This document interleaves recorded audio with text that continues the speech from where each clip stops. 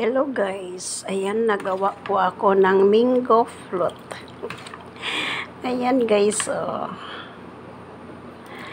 wala lang akong red na sago, ay red na gulaman. Kaya, ayan, halo-halo na yan siya. May mango, may water, melon.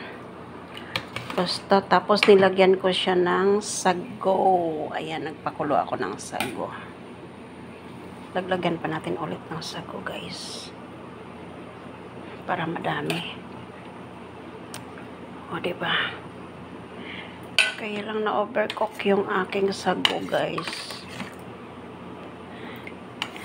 Ito ay mango,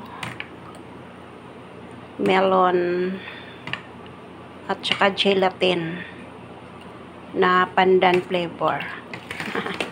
Basta masarap kasi kumain ng ganito ngayon. Yan o. Lalagay natin sa ref, papalamigin natin. O, diba?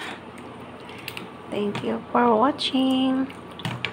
Have a nice day everyone. God bless. Bye-bye.